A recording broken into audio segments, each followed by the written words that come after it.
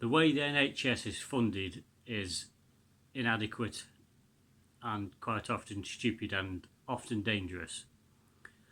This is because the government sets how much they'll pay for procedure or operation. Well, this amount isn't always enough.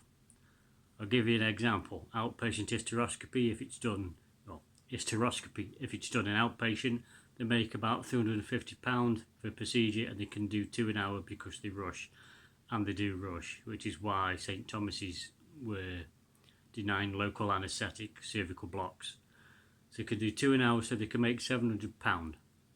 A GA, if that hysteroscopy is done in a GA, they lose £50 because the government's not paid enough, and they can be there for several.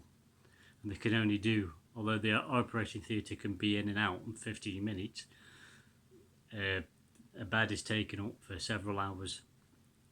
So it isn't necessarily easy to get patients in and out.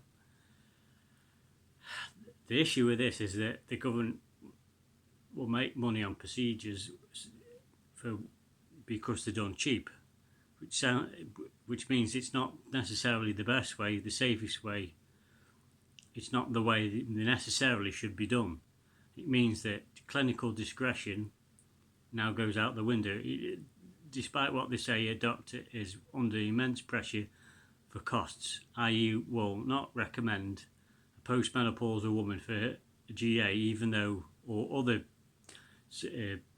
contraindications, even though she knows she should, or he knows she should, they should, but won't, because the hospital will actually lose money. And to top it off, I know from personal experience that the profitable side, i.e. the consultation, was done by a private firm. So the consultation where they make profit is handed off to a private firm, yet the hospital, which is still NHS, will lose money because the patient still gets to decide how they're treated. Well, in some cases, and others they don't. That also means that they're not paying enough for certain procedures, means quite often informed consent laws will be ignored and broken.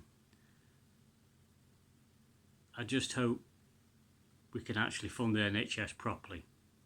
I have my doubts, but we shall see.